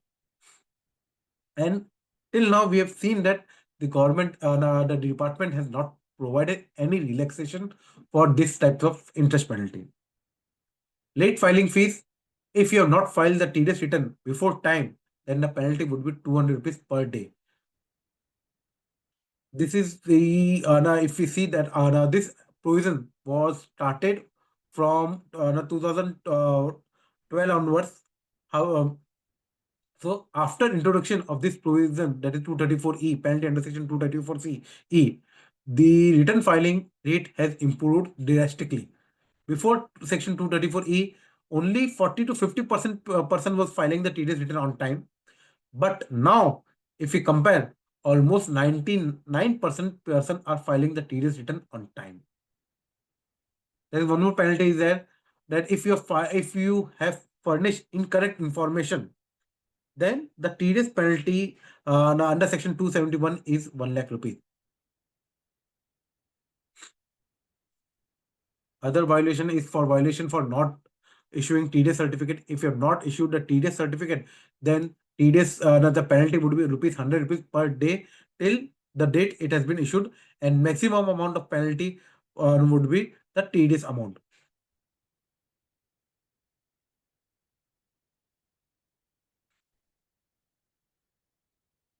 PAN compliances. So for every transaction, it is mandatory for deductor to obtain and code the PAN number of the deductee. This ensures proper tracking and credit to the tax deducted. So deductor are required to furnish the PAN of the deductee in all TDS statement, challan, certificate. This enables the income tax department to match the tax deducted with the income of the deductee. However, if the person fails to furnish, or if the person provide invalid PAN or inoperative PAN. Inoperative PAN means a PAN which is not linked with the other. So if the person has failed to link the PAN to the other, then the PAN become inoperative. So if the person is provided invalid PAN, inoperative PAN, the tax has to be deducted at a higher rate as per section 206AA. That is, the TDS rate would be at a rate of 20%. So important thing over here is that if the person is providing invalid PAN or inoperative PAN, the TDS rate would be at a rate of higher percent, 20%. Recently, the government has provided a relief for inoperative PAN. This relief says that if the transaction which has taken from 1st April till 31st July 2025, whatever transaction on which the PAN was inoperative, then, and if the PAN became operative on or before 30th September, then all the short deduction would be removed automatically. So 206AA would not be applicable if the PAN is made operative before 30th September. Earlier, the case was that the transaction or the PAN operative status we need to verify at the time of transaction. So it was very difficult for any deductor to identify whether the deduct is operative or inoperative at the time of transaction. So there was huge default was arising because generally the deductor check the PAN once in a year at the end of once in a quarter or once in a year at the end of the year.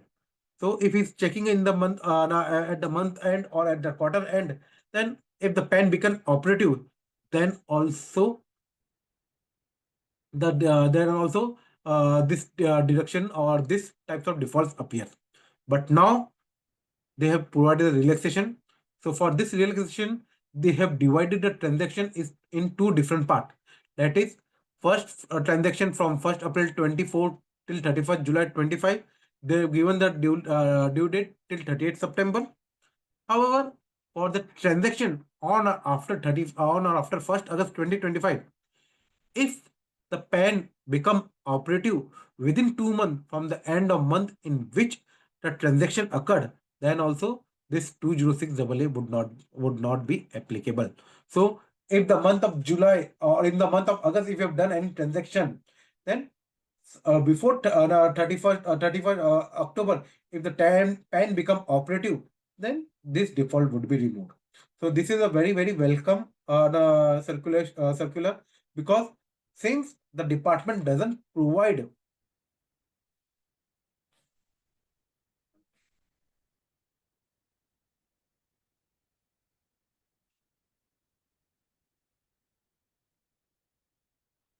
the department doesn't provide the date on which the PAN become operative, so it was very difficult for a deductor to identify whether on the date of deduction whether the PAN was operative or inoperative.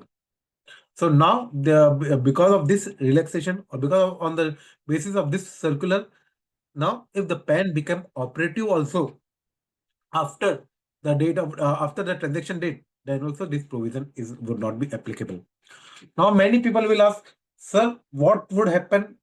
What is the provision that if you have already paid that higher deposited amount, if you have already paid that deposit amount, then the person, the deductee can claim that refund amount, and the deductee can file its TDS return, its income tax return, and he can claim that refund amount.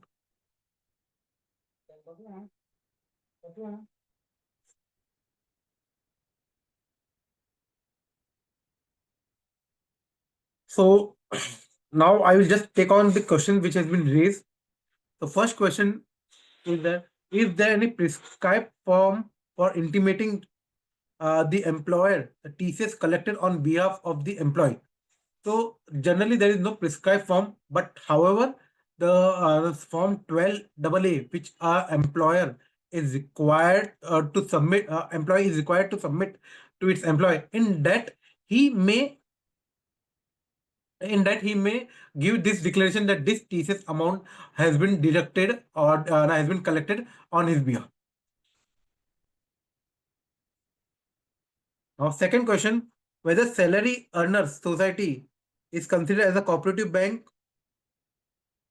whether salary earners society is a considered as a cooperative bank, only employed persons are member on retirement, they ceases to be member. My query is whether TDS is generally it is the this comes to the cases where cooperative credit society of any cooperative credit society of any employer. I can give an example of Best Cooperative Society or LIC Cooperative Credit Society, in which the person or employee become the member on the basis of its salary. So, so for that, the limit would be uh, cooperative credit society. Since cooperative credit society is different than cooperative bank, so the limit would be 10,000 rupees, not 50,000 rupees. So the interest limit, if the cooperative credit society makes the payment to its member, my personal view is that the TDS interest limit would be 10,000 rupees, because cooperative credit society is not a cooperative bank. However, if it was a bank, then the limit would be 50,000 rupees. In case of company A has accumulated certain employees liability such as ESOP in year 1, that can be exercised by the employee in year 3. In year 2, the employees get transferred from company A to its group company, company B. In year 3, employee exercise option in ESOP, that is settled by company B. In year 3, company B recovers the amount from company A. I'm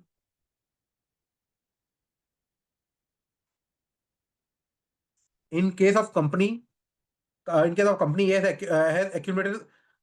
I would request that you can please clarify this question or raise a new, because I'm not been able to understand this question. So you can raise a question with more detailed. Now Vignesh ji has raised a query that for section 194 IB, if the rent for the whole year, that is for 24-25, is 52,000, then do we need to deduct the TDS 2% for 6 months and 5% for another 6 months? And when deduct and pay the TDS amount for whole year in the last month of the year? See, as per section 194 IB, if the amount paid is more than 50,000 for 50,000 for full year, then TDS has to be deducted in the month of March. And at the time in the month of March, the TDS rate was 2%. So the TDS rate for the complete year, it would be 2% only. So if my advice would be the TDS rate for the full year for 24-25 on 52 no, for the per month rent 52,000 would be 2%, not 5%, because the trigger point for the deduction occurred or triggered in the month of March, and in the month of March the TDS rate was 2%.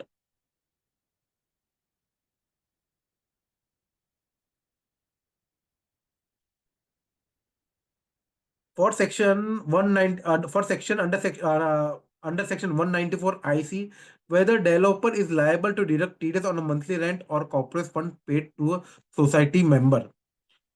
So generally for corporate fund that paid to a society member, TDS is under section 194 IC is not required. However, for monthly rent also there are dual view. If generally people there are some uh, decision from the courts which states that the rent paid for the monthly rent paid is in the nature of compensation, as hence the TDS is not required to be deducted. However, department is of the view, department generally takes the view that the TDS for the monthly rent also the transaction covered under section 194 IC, and as such TDS is required to be deducted.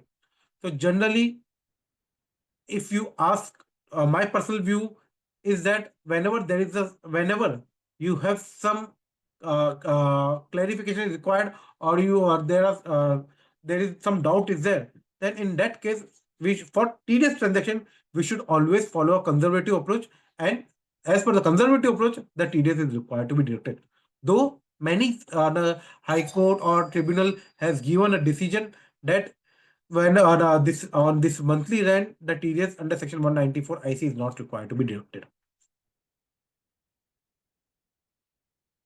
Asrar ji has raised a question that is section 194Q to be deducted for electricity expenses? Yes, if the electricity expense is more than 50 lakh rupees, the TDS is required to be deducted. For section for financial year 23-24, TDS return was filed in the month of August 24, and then the pen was linked in the month of August 24th. The relaxation for 23-24 was provided till 31st May. Is there any relaxation or demand arising on inoperative? See, the earlier the relaxation was provided till 31st May. Till 31st May, the relaxation was provided for the transaction 20 occurred for the period 23-24. So no further relaxation is provided for any transaction which is occurred for financial year 23-24. So if any transaction which is occurred in financial year which you have occurred in 23-24 and the PAN was operative in financial year in August 24, then the TDS has to be deducted at a high rate, that is 206 AA. For currently there is no relaxation has been provided.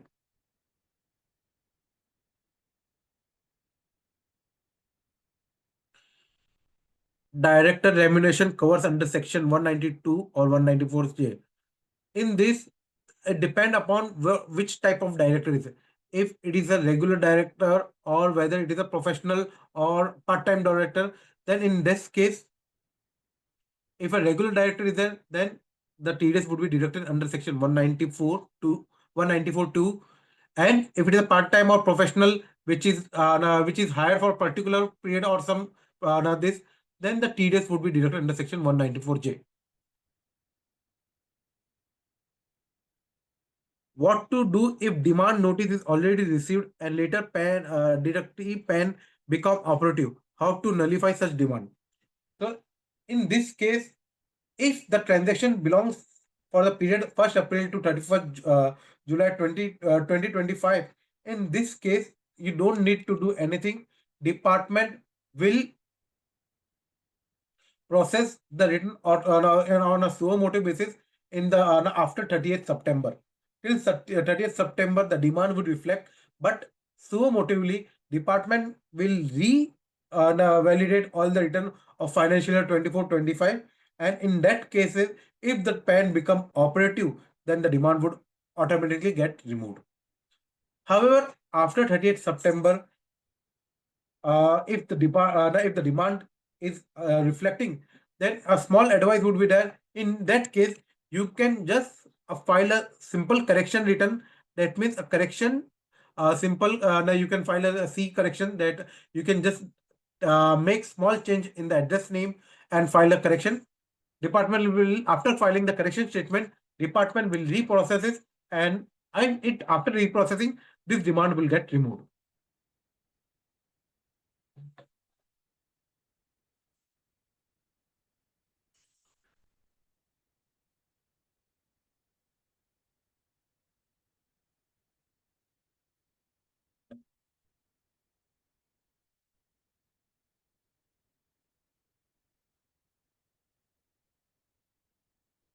In case company has accumulated certain employee liabilities such as ESOP, company A has accumulated certain liability such as ESOP in year 1 that can be exercised by employee in year 3.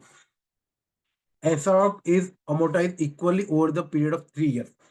Therefore, in year 1, the company has accrued proportional liability for year 1. In year 2, the employees get transferred from company A to its group company, and in year 3, the employee exercises its ESOP that is settled by the company B. In year 3, the company recovered the amount from the company A for proportionate employee liability. In such case, the TDS is required to be deducted by the company A. My personal view would be the TDS would not be required to deducted by company A, because the company A is making the payment to company B. Whatever the TDS is to be deducted, that has to be deducted by company B only.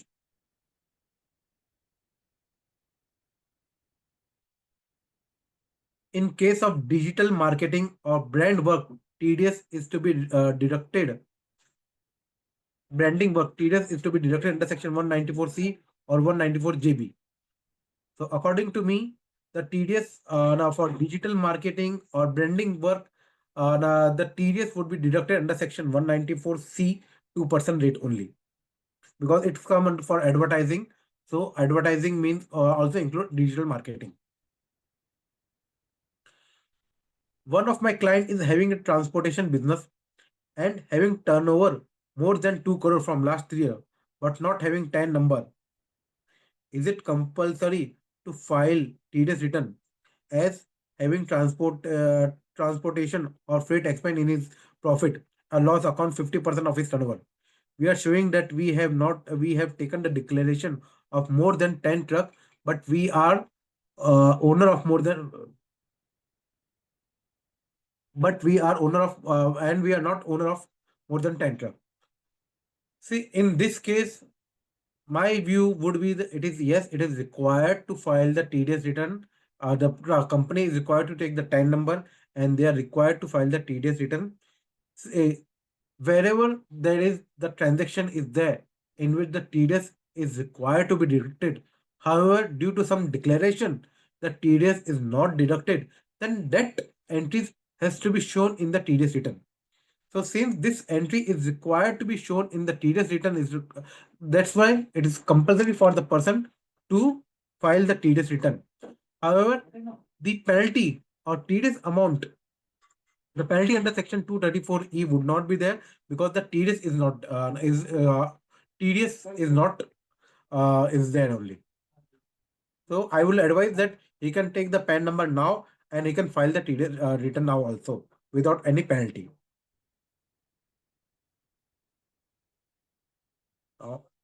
Is section 194T applicable for financial 24-25, as we are finalizing account in this year? No, section 194T is only applicable from this financial year only, from financial year 25-26. So for 24-25, this transaction, this section would not be applicable.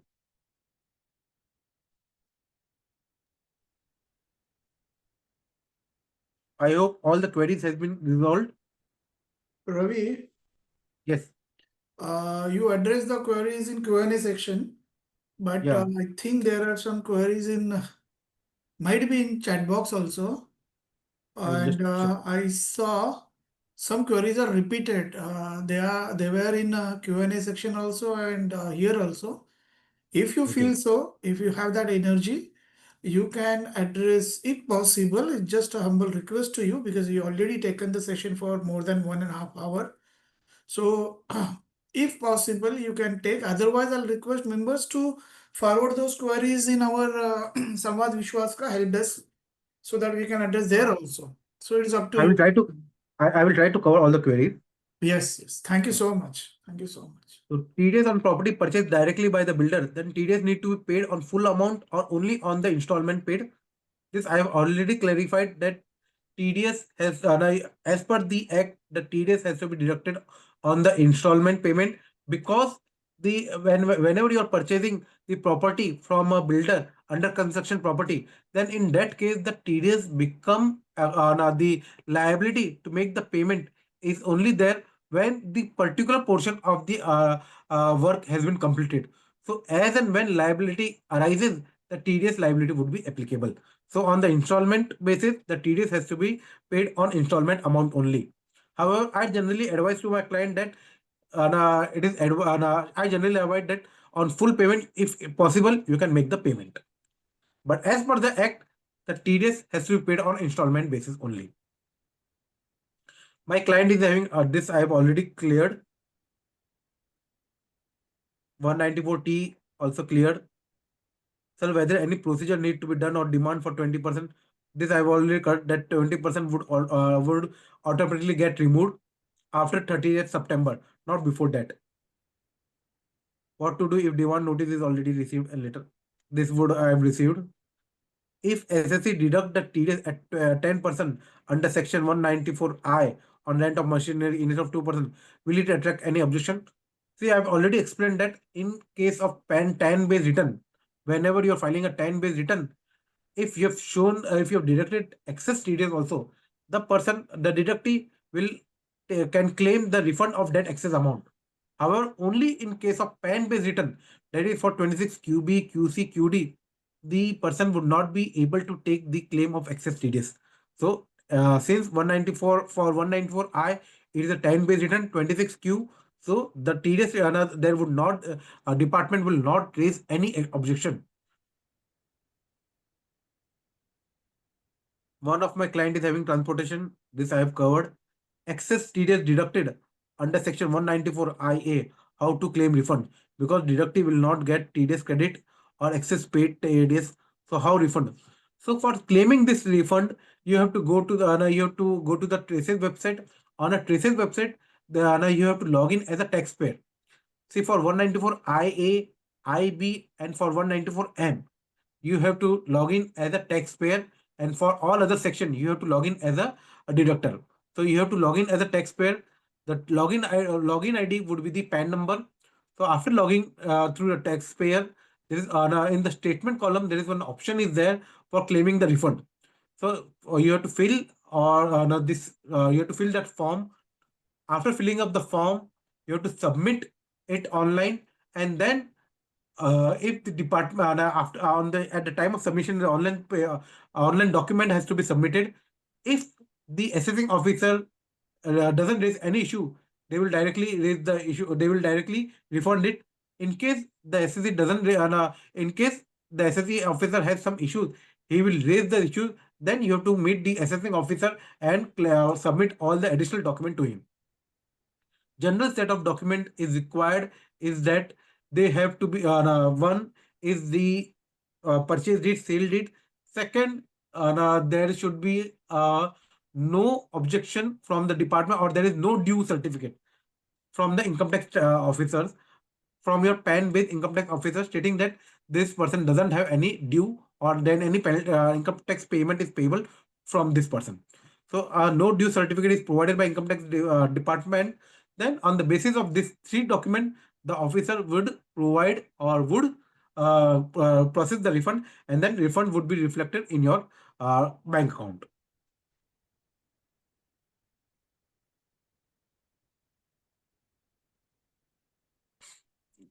194T applicable. TDS on or TDS on property. TDS on property was wrongly deducted on inactive PAN of the SSC, and revised return cannot be filed for 26 QB TDS return. Also on online remedy available since PAN is inactive. See, for a time being, if the PAN is inactive, you can ask the person to activate or to make the inoperative, make the PAN operative. However, if the person's PAN, if generally these types of error comes when the seller have more than two PAN. So if the seller has more than one PAN, then one PAN department make either make it deleted or department make it inactive. So in that case, you have to revise the 26 QB return. There is option is there while filing a revision of 26 QB. In the 26 QB, after filing the revision of 26 QB, they will ask two options: whether you want to authorize by seller or you want to authorize by assessing officer. In this case, you have to select the second option, because authorizing through seller is not applicable since the PAN is inactive. That there would not be any valid this taxpayer login ID. So in that case, you have to make sure you have to select the option as authorized by the income tax officer. Then income tax officer, after verifying all the relevant document, he will authorize the transaction. Once the transaction is authorized by the income tax department, the PAN will be updated. Deductive PAN was linked in Feb 25. The deductor rate in January 25. See, for this, no need to do anything. After 30th September, the return will get reprocessed, and this default will get removed. Please guide to whether filing nil declaration is compulsory, as we are getting tedious reminder for filing tedious return and there is no tedious in such quarter. The word declaration itself says that it is not compulsory. However, it advisable to submit a nil declaration, because when there is no tedious liability for a particular quarter, then you can we have to it is advisable to submit this nil declaration, because if you don't submit the nil declaration, department will not come to know whether there was tedious liability or not. So department will raise a notice or will raise a query asking you that please furnish a reason why you have not submitted a TDS return. So to avoid the notices from the department, it is advisable to submit a nil declaration. Currently, there is no time limit for filing such declaration. You can submit the declaration right now also. The only condition is that you cannot submit the declaration for the return for the quarter for which you have already submitted the TDS return. So if you have already submitted a TDS return for that period, it is not you cannot submit the nil declaration. In last query, in case invoice has service and capital component both, whether we have to deduct TDS on full invoice value or on service component only. So in case where there is like I've taken in my slide also, if the invoice is of both service component and a material component, then if the material amount is shown separately, then in that case only service portion is only on that service portion is required to be TDS is required to be deducted. However, if the service portion and capital material portion is not shown separately, then on full amount TDS is required to be deducted. One more important thing is that we need to check whether what is the important portion. For example, we have purchased the AC, and AC there is installation charges. Some companies doesn't charge any installation charges, but we know that there is installation charges is already included in the AC cost. So in that case, the component of the major important component is the AC, and the installation is just ancillary or not, is only the auxiliary. So in that case, the TDS is not required to be deducted. So whenever there is a material component is there, then two things we need to check: whether the component is shown separately or not. If it is shown separately, then TDS on service portion is required to be deducted. If it's not shown separately, then we need to identify what is the actual nature of the invoices, whether it is only the component and the installation services is just ancillary, then TDS is not required to be deducted. However, if it is both, then on the combined portion, TDS is required to be deducted. Hopefully, I have taken all the queries. Yes, Ravi. Ravi, you can put on your video. My video was on only. I will just check. No, Oh, no, your video is off, sir. okay. Yeah. Yeah. Have a sip of water first. Because regularly, since 2 hours, you are speaking, and it is not only a talk, it was an intellectual talk. Thank I you. have seen you, Ravi, since I'm watching you since decade. You are a good cricket player. That is the common point we share. Yeah. And whenever we need, you are always there at WRC. So far as why we selected TDS as a first chapter, let me tell you all. Because TDS as such is very small chapter for us, but as we go in deep, it has various procedural aspect attached with it. And actually, in if you look at the direct tax, it is the only tax which is based on the transaction. Like we have it in indirect taxation, every tax is transaction tax, but in direct tax, TDS is a transaction tax. We need to understand the transaction from both the aspects, and it is not only TDS, it is also TCS. So it is very tedious job, I understand, because Deepak, you were Ravi, you were there when we had a relearning session. We had 2 days learning session only on TDS. I was part of one of the speakers. You are part of it. I know. And this is how we understand because I spent around 27 years in practice. So what are the practical aspects we should address first? That we have that common sense in our chairman also and me also. So we selected TDS. We are focusing on TDS in relearning. Today also you address the queries not only in Q&A, also in chat box also. So we are less in words to thanks you, but still, as our Thank you. respect to you, I'll request Deepak Dayananda to present a formal vote of thanks for your contribution to success of today's session. Yes, sir. Indeed, a very good session, Just I a must minute. say. Just a minute. Sorry, yeah, Sure, Deepak. sir, sure, There is sure. one, sir. We will share this presentation, and if possible, I'm not committing you, but if possible, video also on WRC site very soon. Thank you. Thank you, Deepak. You Sure, can take I'll jot it down. So, on behalf of all the members present and the panelists and the committee, I would extend my heartfelt thanks to Ravi sir. Thank you so much, sir. Thank you so much for your insightful and such an informative session on the TDS and your explanation on the complexity around TDS, maybe the recent updates or the practical implication and the in general, well, there are small things that we miss out. You have actually brought out those topics, and we deeply appreciate the time and the effort that you've taken to put forth your knowledge. Thank you so much, sir. Thank you so much. Thank you. Thank you. Thank you. Thank you, Ravi ji, Deepak ji. Thank you so much, and we are thankful to our technical team also for presenting such a wonderful seminar flawlessly. And last but not the least, all the delegates attending and respecting the faculty. Thank you very much. We'll see you in next session. Next session is on 19th, and it is on taxation of HUF. And the faculty will be none other than Vimal Punamiya sir. So we'll see you again that day. Thank you very much. Good night. Thank you. Thank you, sir.